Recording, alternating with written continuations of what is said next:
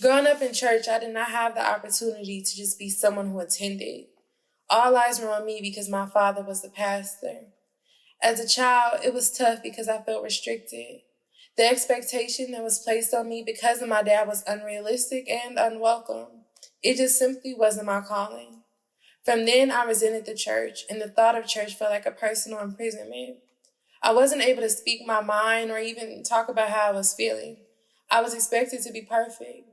Mad at the church because I didn't receive the affection from my dad that I wanted.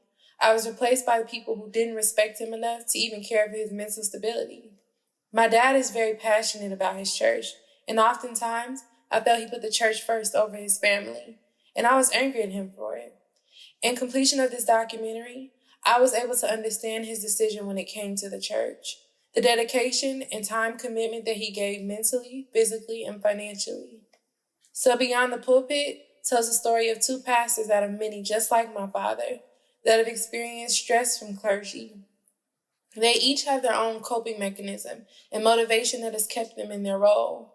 Overall, I hope this documentary encourages the congregation to be understanding with their pastors because they wear many hats, and even though you don't see it all the time, they're constantly being pulled in between taking care of themselves, their families, and the members of the church. I hope this documentary also encourages pastors to be open and not afraid to get help.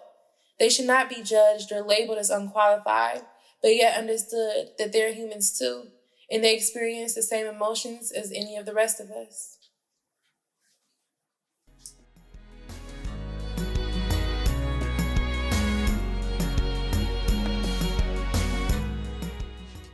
My name is Pastor DeMarcus Howard. I pastor the Greater Zion Missionary Baptist Church, Huntsville, Texas. My name is Anthony Taylor. I am the humble pastor of the Smith Chapel Church of God in Christ. I am the superintendent of the Fairfield District, and I serve in the Texas Northeast jurisdiction.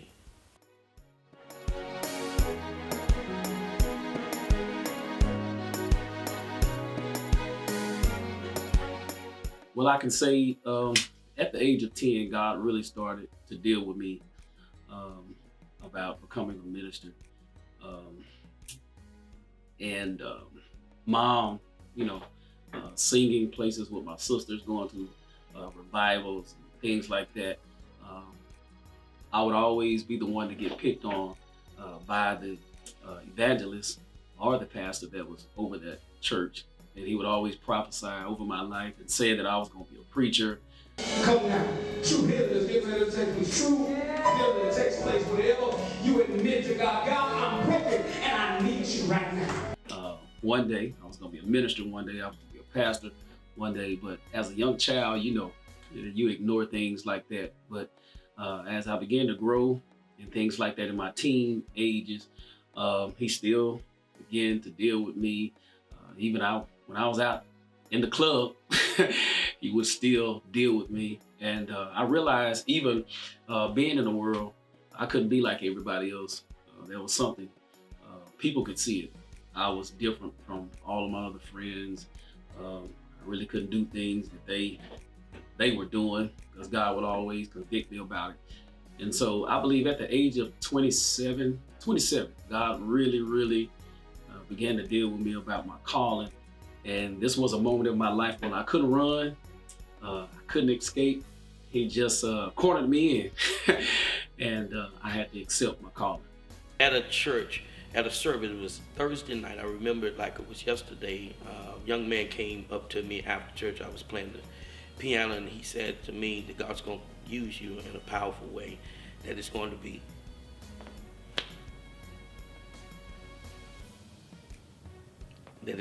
something great that's going to happen to you. I get emotional when I talk about it because that was the first time I ever heard and felt that God was really talking to me.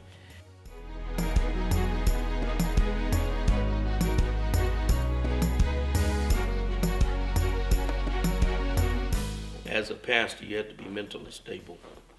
It can wear on you with the different, how should I say, with the different segments and systems to pastoring. You got to be mentally stable. You got to know that how to handle crisis. And crisis doesn't necessarily mean that a member is in a crisis. Your church can be in a crisis financially. What do you do? Mentally stable. And so what I like to do is I like to go before God when there's a crisis or when I feel like I'm a little stressed.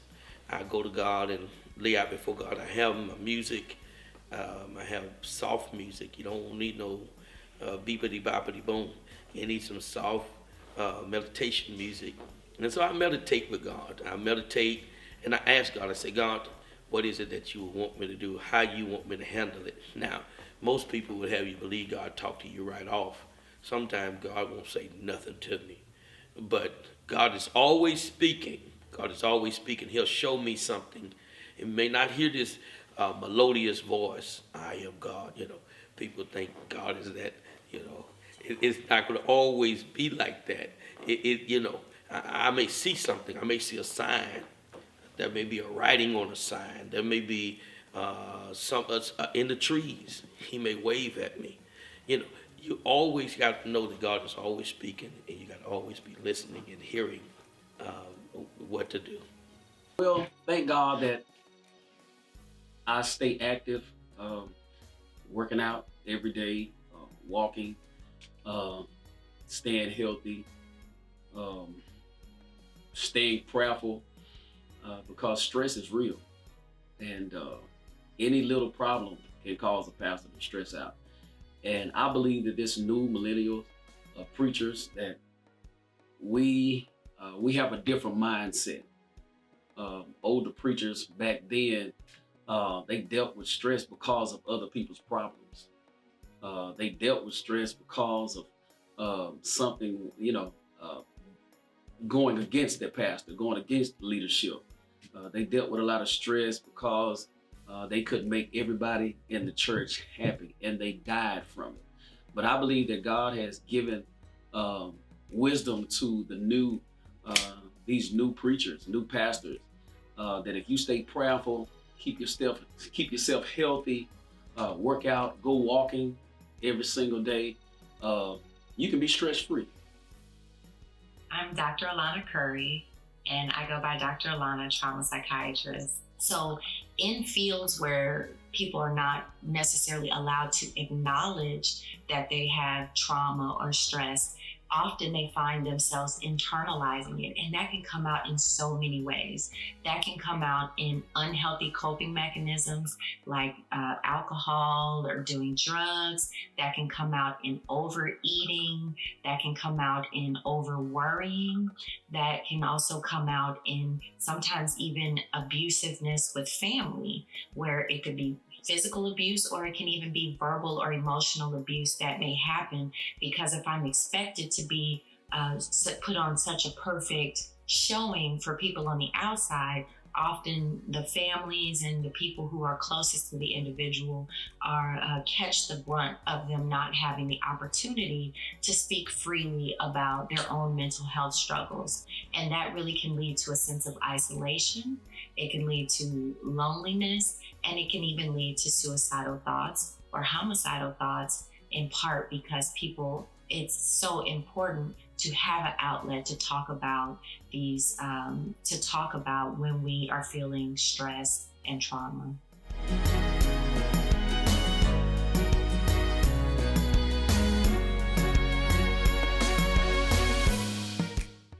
Yes, my first crisis call as a pastor when actually I was here probably about 2 to 3 weeks, and I believe it was on a college Sunday, Orange Out Sunday. And at the end of my sermon, you know how like the pastor does, he tell you grab your neighbor by the hand. And I told them to grab your neighbor by the hand and tell your neighbor that you should live and not die, that it's gonna be all right. Not knowing after church, a young lady comes in my office and she tells me, she said, Pastor Howard, you didn't know what that meant to me. I said, what?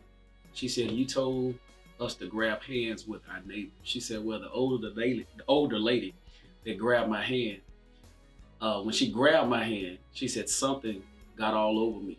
She said, I felt the Spirit of God telling me as well that you should live and not die. She said, you don't know. I was getting ready to blow my brains out. I was getting ready to kill myself. But she said, just because you told somebody to tell me that it's going to be all right, you should live and not die, made me want to live a little bit more. One of the toughest parts about being in the space of holding so many people's emotions and holding so many people's pain as a pastor or a clergy member is that you can feel like it's your job to save everyone. And in a sense, in a very real sense, that's often the expectations that are set by having that role, is that every person that you come in contact with, you expect that you can help them, that you can save them, whether it's a psychological issue.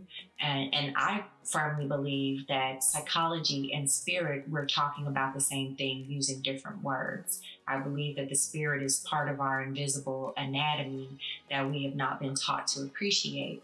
So when we're talking about saving people, it's one thing that's really important to recognize is boundaries. And boundaries are something that's not taught or talked about very often, but can be really helpful to recognizing that, number one, this is the only thing that you have control over. And so no matter the best counseling that you can give someone, you can say everything just right, and that person can still leave and they can go hurt themselves. They can still leave and go hurt someone else. They are still responsible for the behavior that they engage in when they leave, because you can never control another person and what they do. You can only advise and you can only give the resources that are available to you. And I really believe that if you are the best that you can be with that person and you're giving them your full attention in the moment, doing the best that you can, that's really all that you can be asked to do.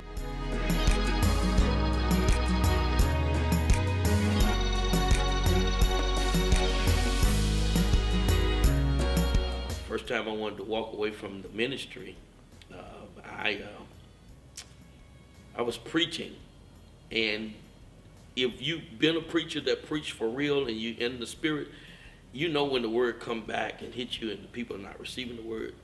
So in the midst of me preaching, I took my Bible and walked out, left the people sitting there, went to the office, changed out of my robe, and went sat in my car.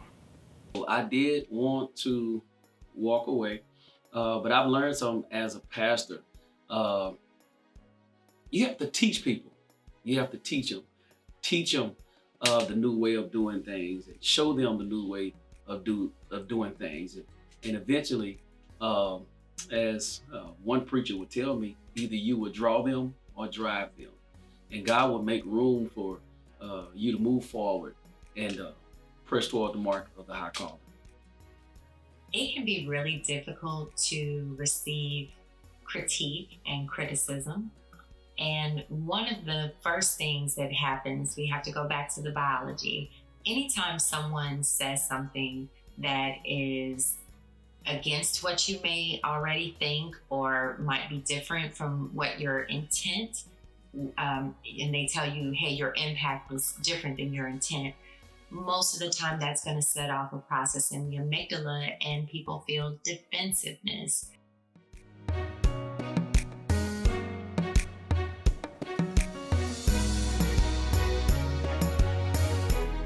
Boundaries between the church and the family.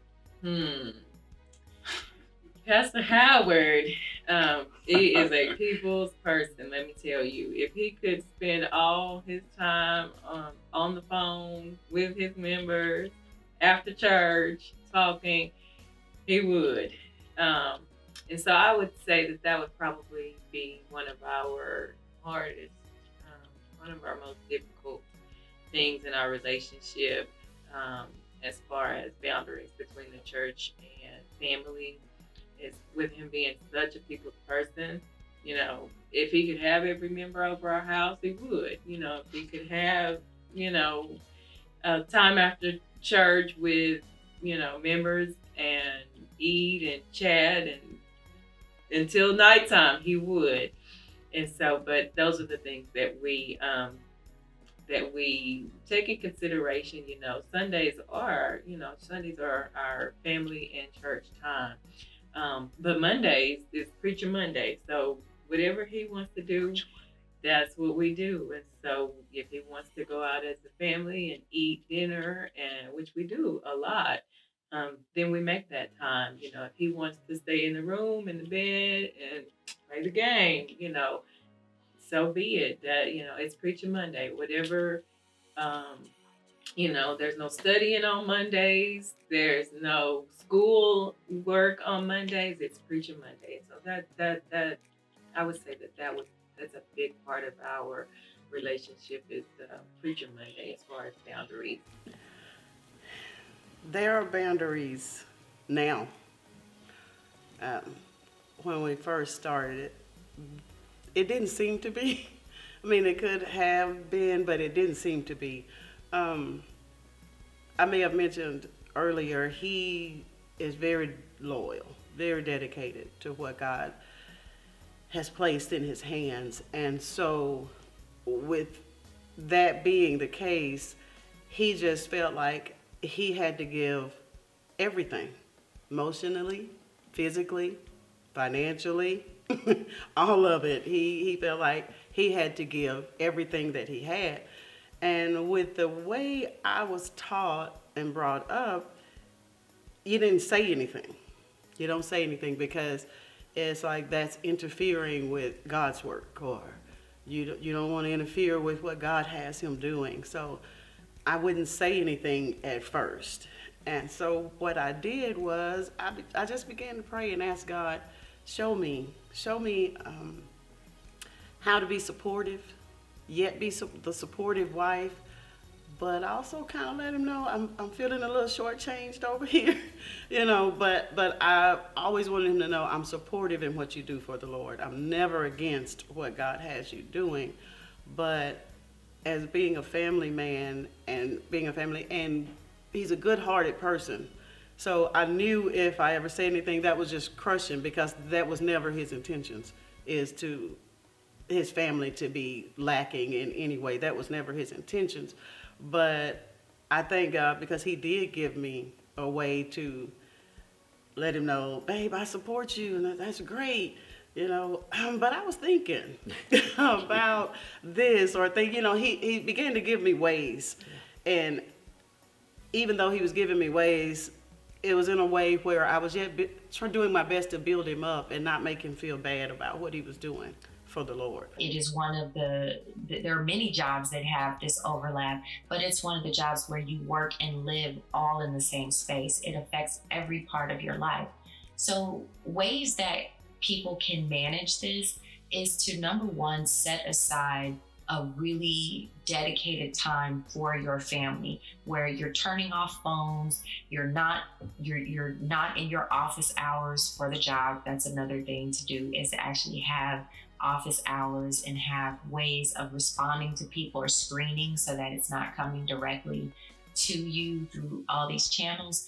But more importantly, quality time is really about giving the people in your life your full attention, being present in the moment.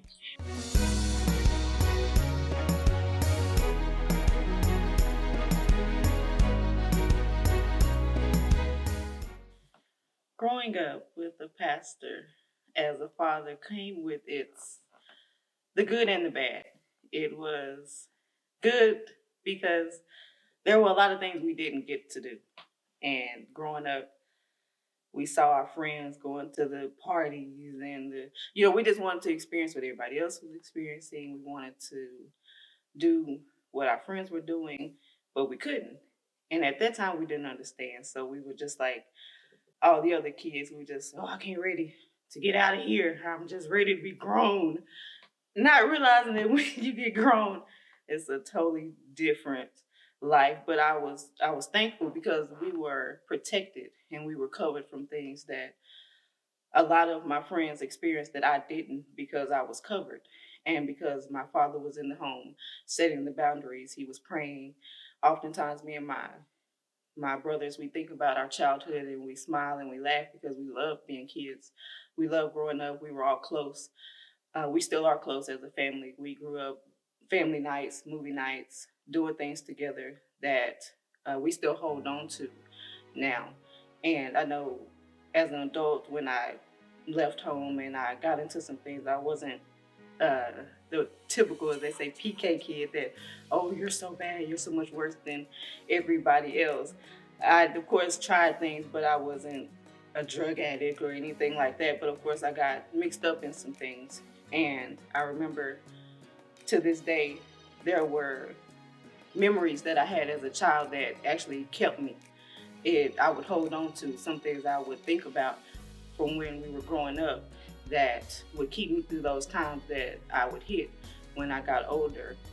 I think many of us have heard about the rumors of the mythology of preachers' kids and the way that sometimes the behaviors come out in the way that people act. So I think that it's a unique stressor to have a parent who is in the role of being a pastor, because not only is that parent expected to operate to higher standards or near perfection, but the kids are also expected to fall in line in a way that's not necessarily consistent with reality.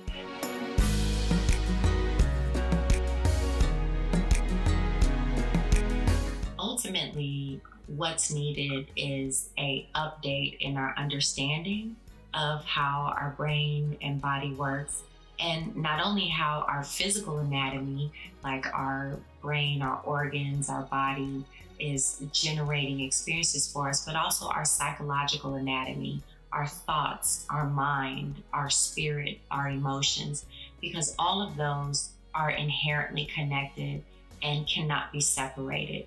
So I believe that in the coming days, weeks, months, years, we will find that everyone can do a better job of understanding mental health and mental wellness by getting to know our actual biology.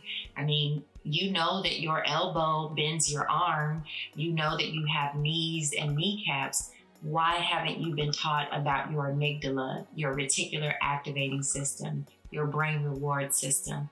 All of those systems are crucial to how you feel on an everyday basis, and they never shut off. They're always there, and it doesn't matter whether you're male or female or any ethnicity. There's one human race. In 2003, the Human Genome Project was completed, and that scientific endeavor proved that humans are 99.9% the same biologically and genetically. And that means out of 6 billion, with a B, 6 billion pieces of DNA, only 0.1% make the difference between me and you and anyone else. And so there's one human race with lots of ethnicities, lots of cultures, lots of different languages, but the one common language is emotions, and emotions are the language of the soul. No matter when a human has lived or where they've lived, they felt anger, sadness, happiness, joy, ecstasy. All of those things are programmed into who we are. And so the more that we talk about our emotions, the more that we're willing to verbalize the traumas that have happened to us, I think we'll find not only that everyone has some trauma and something that has been painful that's changed the way they think about themselves, others, and the world, but we can get a hold of these trauma cycles and how we continue to create so much pain for each other, all while wanting other people to stop creating pain for us. So I think the core of my message is to educate yourself and to prioritize your own health through boundaries, through practicing empathy skills, meaning practicing relating to other people through their experience, not just your own. being willing to see and hear yourself through other people's eyes and ears, not just your own, and being able to recognize that you have the power to either hurt or help people depending on how well you control your biology.